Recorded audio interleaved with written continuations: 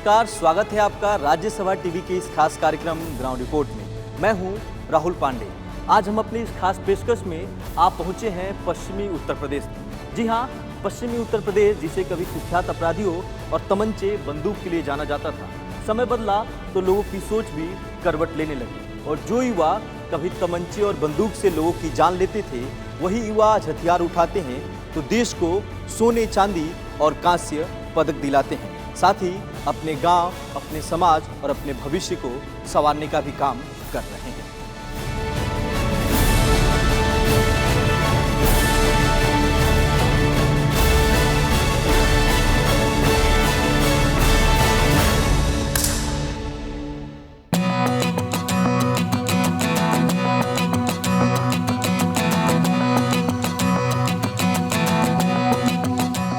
सौरभ चौधरी पश्चिमी यूपी में मेरठ जिले के गन्ने किसान का बेटा जब China, Korea, Germany, Japan, Serbia और थाईलैंड जैसे देशों के निशानेबाजों के सामने खड़ा होता है तो उम्र और अनुभव में बाकी सभी निशानेबाजों में सबसे कम मालूम पड़ता है।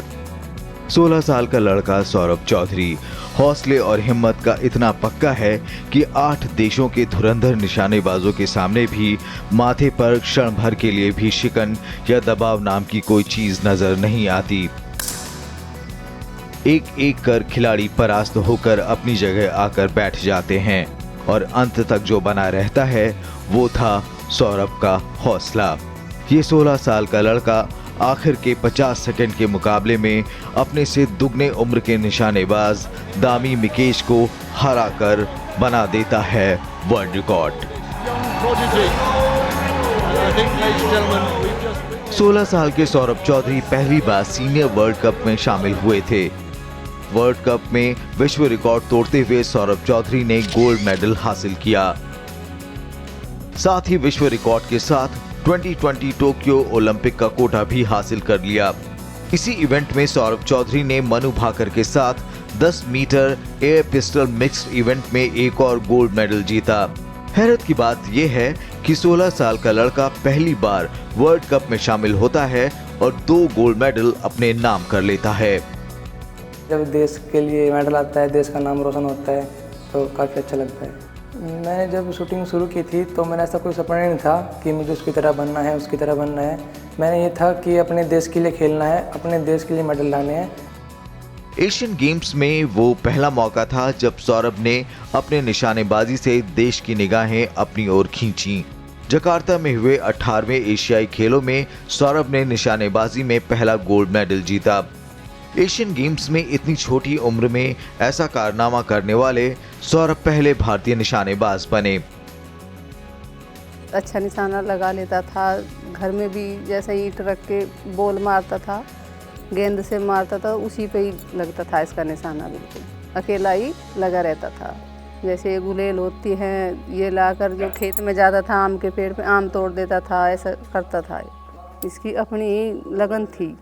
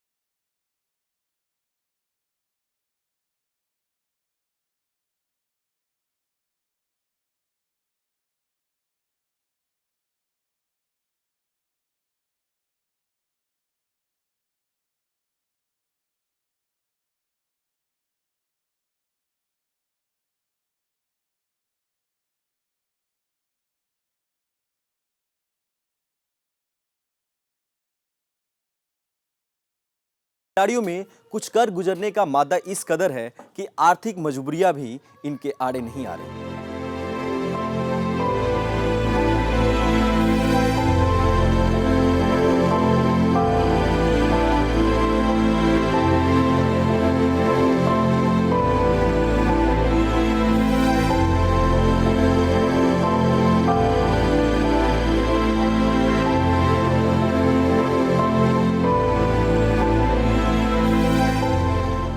ये हैं उत्तर प्रदेश के बागपत जिले के गांव जौहरी की रहने वाली डॉली जाटव। डॉली के पिता संजय और मां सुनीता गांव में ही ईंट पथाई कर अपने बच्चों की परवरिश करते हैं। ईंट भट्टे के काम में डॉली भी पहले उनका हाथ बटाती थी। डॉली अब ईंट भट्टे पर काम करने नहीं जाती हैं।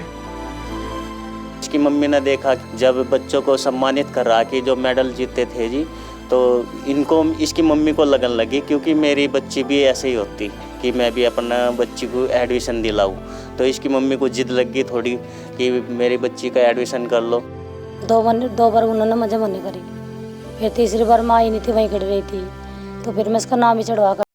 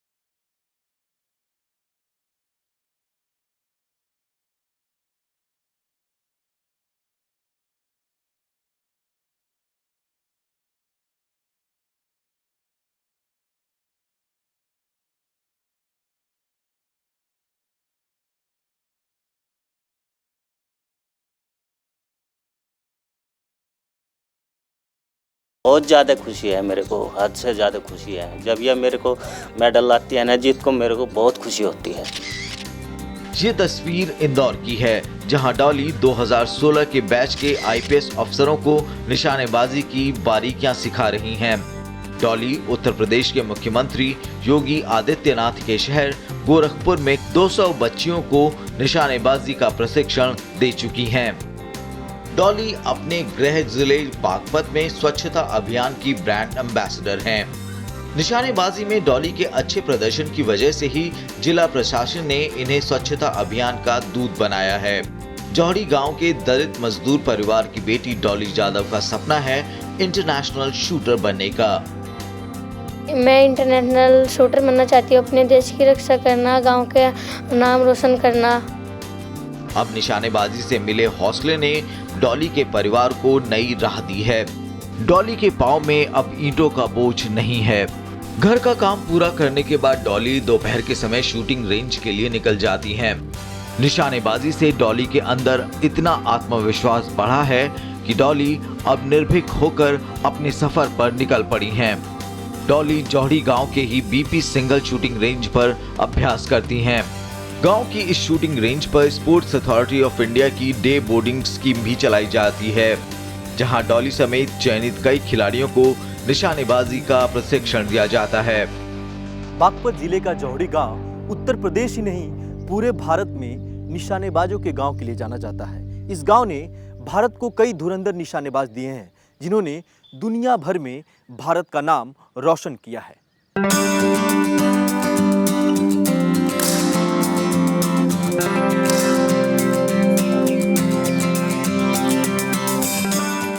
उत्तर प्रदेश के बागपत जिले में आज करीब 50 शूटिंग रेंज हैं। बागपत जिले में जौहरी एक ऐसा गांव है जो निशानेबाजों के गांव के लिए जाना जाता है।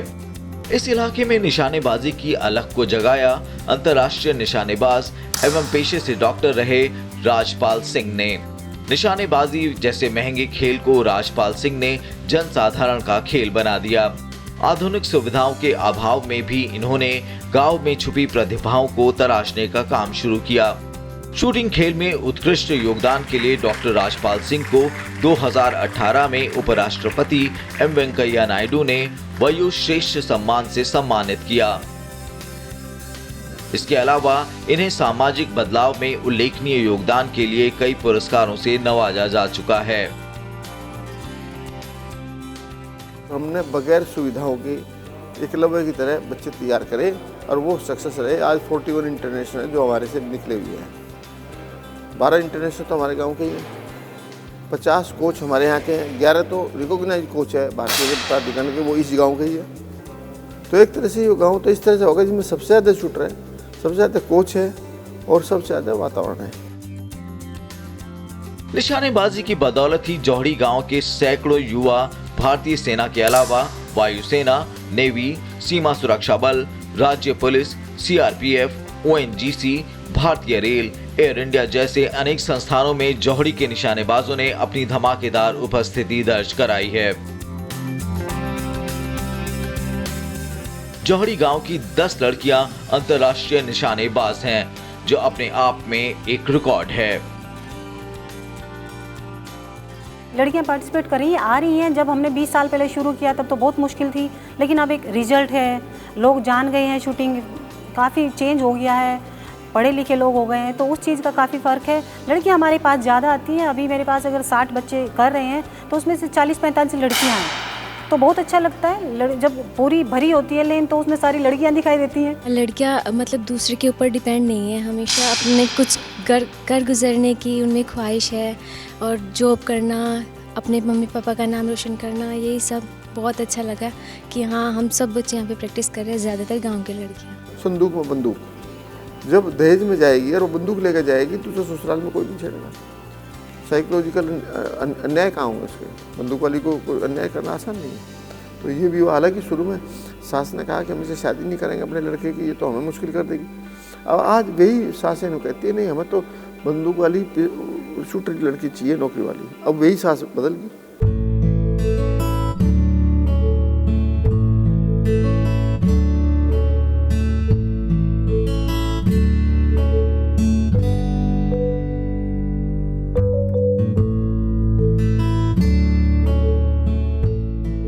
शूटिंग के कॉस्ट्यूम भले ही ना हों, लेकिन मन में देश की भक्ति का जज्बा इस कदर समाया है कि ये बेटियां निशानेबाजी सीखने के लिए राजस्थान से जौहड़ी चली आई हैं।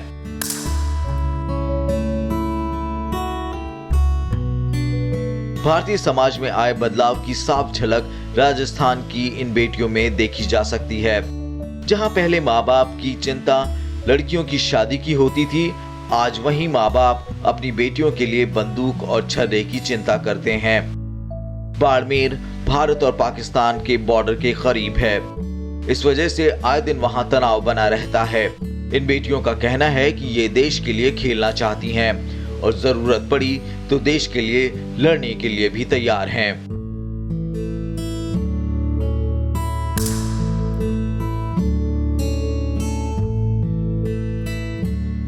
मुझे देश के लिए, हमारे बॉर्डर के जैसलमेर और बाड़मेर के इलाके पर आतंकवादी बहुत ज़्यादा हैं, इसीलिए मैं फौजी बनकर उनका मुकाबला करना चाहती हूँ और देश के लिए सीमा तोमर की तरह बनना चाहती हूँ। मेरा नाम गुड्डी, मैं 7th क्लास में पढ़ती हूँ, मुझे शूटर बनना है, फौज में जाना है। मेरा नाम पंकज है, मैं 7th क्लास में पढ़ती हूँ, मैं फौजी बनना चाहती हूँ।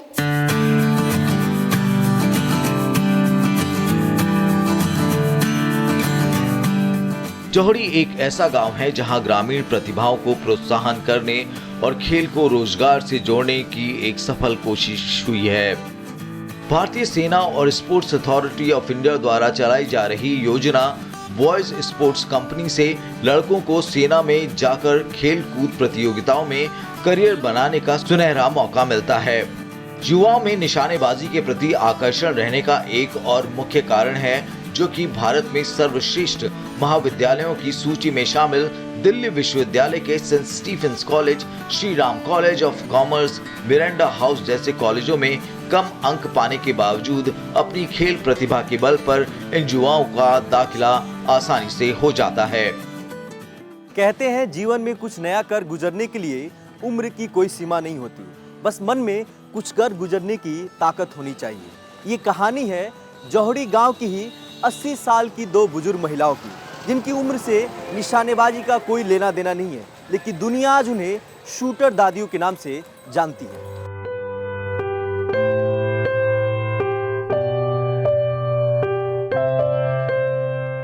ये है देवरानी जेठानी, प्रकाशो और चंद्रो तोमर। आज देश और दुनिया में शूटर दादियों के नाम से जानी जाती हैं। सोचिए, 60 साल की उम्र में हमारी आंखें और दिमाग देखना और सोचना बंद कर देते हैं। उस वक्त इन दादियों ने बंदूक चलाना शुरू किया और आज 75 साल की प्रकाशी और 80 साल की चंद्रो दुनिया की सबसे बुजुर्ग महिला निशानेबाज हैं। सिर पर पल्लू, हाथ में मोटे कड़े और हरियाणा के पारंपरिक पोशाक पहने ये दादियां जब फायर करती हैं तो कई भरम टूट जाते हैं, चाहे वो उम्र को लेकर हो या औरतों को लेकर। निशानेबाजी में सेना के अफसरों के भी छक्के छुड़ाने वाली दादियां अपने हौसले से अब झुर्रियों को भी शिकस्त दे रही हैं। बागपत के जौहड़ी गांव की इन दादियों के किस्से आज विश्व में प्रसिद्ध हैं।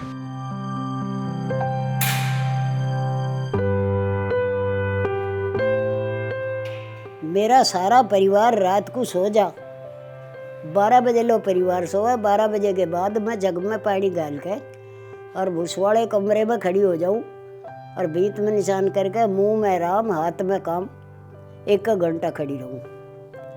तो भाई मेरा हाथ जो है कुछ तो काम में सध रहा था, क्योंकि हम घर का काम बहुत कर रहे थे। फिर जो है भाई मैं पोती के भी हाथ में देने लगी, पोती के भी छर्रे ठीक लगन लगे, मेरे भी ठीक लगन लगे।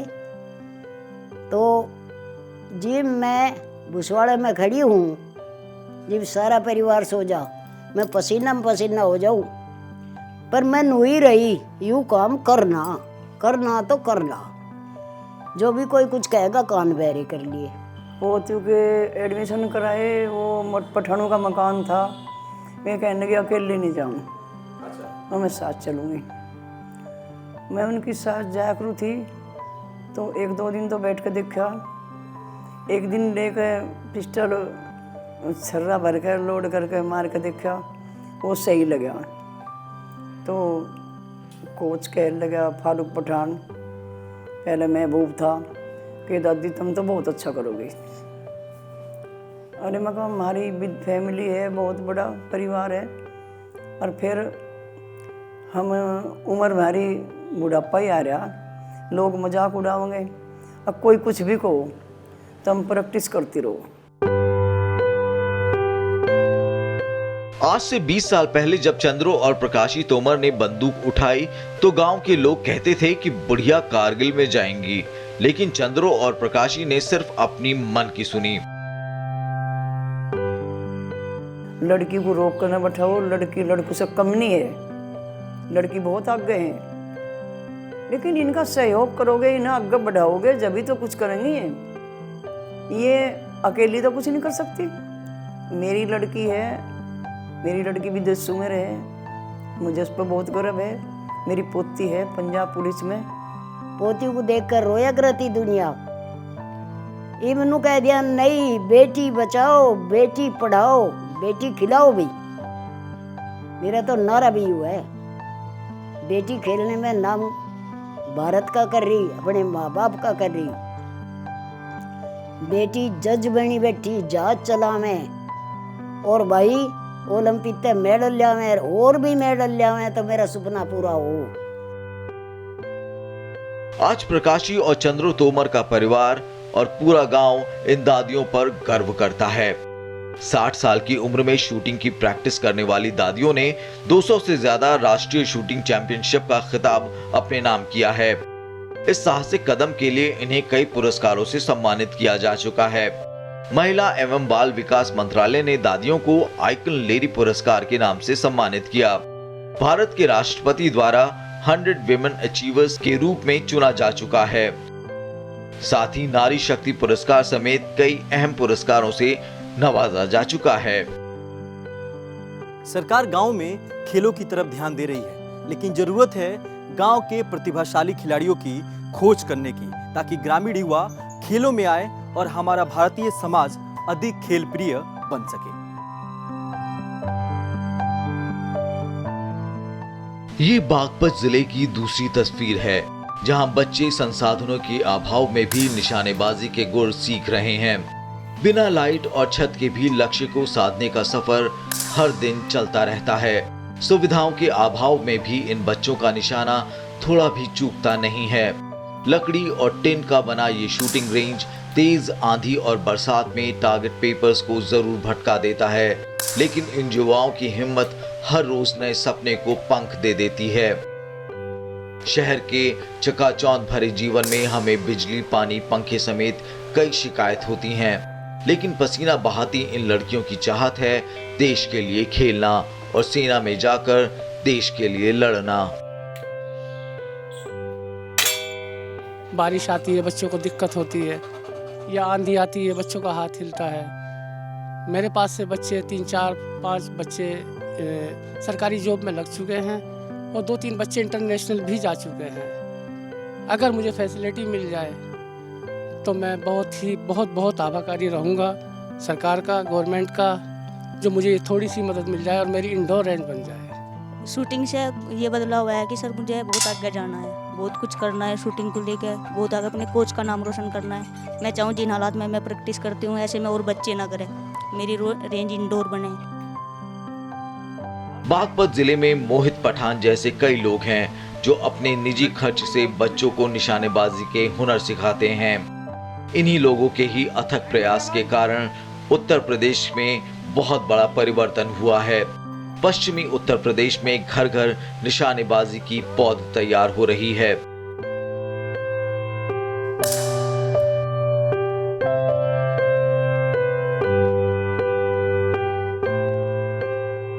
सामाजिक बदलाव की जिम्मेवारी सरकारों की तो होती ही है, उससे कहीं ज्यादा जिम्मेवारी हमारी और आपकी है।